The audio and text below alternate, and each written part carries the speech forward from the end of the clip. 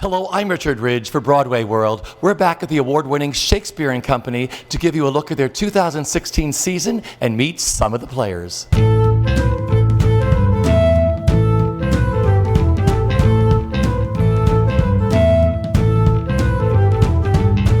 I love this. I feel like I've gone back to like the old Globe or something. I mean, yes, it's a little, it's like a little mermaidy thing going on here, this iridescent blue. Who is this for? Which character? This is for Lucetta in Two Gentlemen of Verona. This is our first time in costume and, just putting it all together and meeting the world. It's an exciting day. This is your first season here, right? It is. It's my first season acting with the company. This is your 11th season here, am I correct?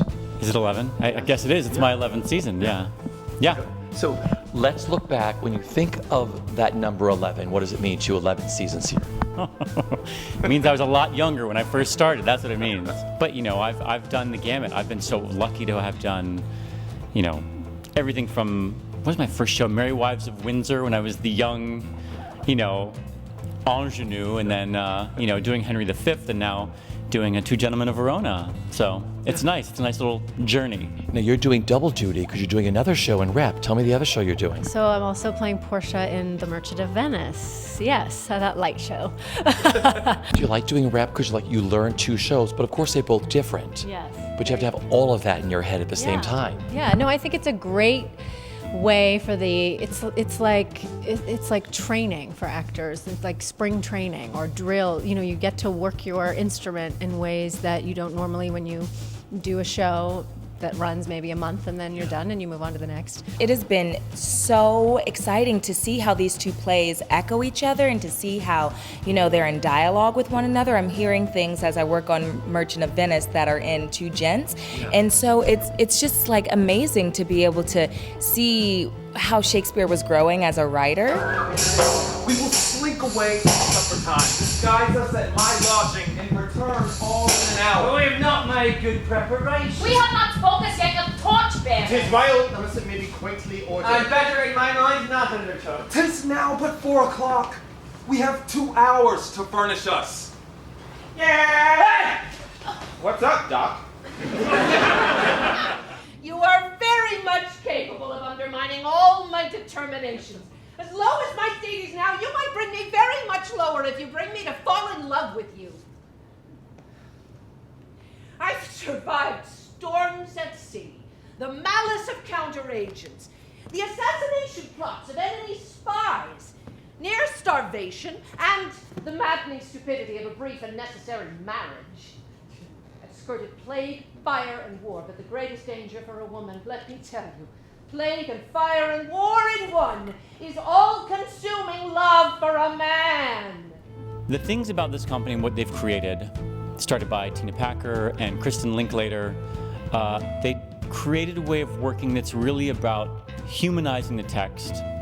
And they were coming out of a model that was very presentational, the British style of kind of oratorical presentation, and they were reacting against that. The environment is created for you to go deeply into the work. Tina and John, they set these rehearsal processes up in such a way where Tina has a certain technique called dropping in that she uses that allows you to personalize the text on a deep level. As an artist, I'm having to deal with my subconscious. I'm really, there's a particular method that we're using to awaken our souls within this work. So I think that as an actor in doing the training, it's really grounded me within myself to understand how my life experience has how I can tell my story. It has allowed me to see the value of taking that time and focus and attention to the text and the experience to just flesh things out more fully. They're really dedicated to telling the story in a human way and not letting it be necessarily very clean cut, but it can be messy around the edges. It's complicated. She made good view of me, indeed, so much that sure methought her eyes had lost her tongue, for she did speak in starts distractedly. She loves me. Sure! None of my lord's ring? Why, he sent her none. I am the man. If it be so as 'tis, oh, poor lady. She were better love a dream. How will this fadge? My master loves her dearly, and I, poor monster, fond as much on him, and she, mistaken, seems to dote on me. What will become of this? Well, Shylock, shall we be beholden to you? Signor Antonio, many a time and often the Rialto, you have rated me about my monies and my usances. Still have I borne it with a patient shrug.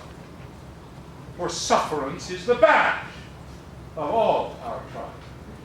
You call me misbeliever, cutthroat dog, and spit upon my Jewish gabardine, and all for use of that which is mine own. Well, then it now appears you need my help. Go to then, you come to me, and you say, Shylock, we would have monies. You say so! You! That did void your room upon my beard! You know, you have actors come back year in and year out. You have people who have been with the company almost as long as you have been, and 11 years, 13 years, 16 years. What gives you the greatest artistic satisfaction with being here and watching them all come back? Well, you know, the funny thing, what gives me the most personal satisfaction is that two of the actors in this year's company were kids here. They were born here, they grew up here. And the sort of generational nature of the company is one of the many things that I love about it. It's always been about the people.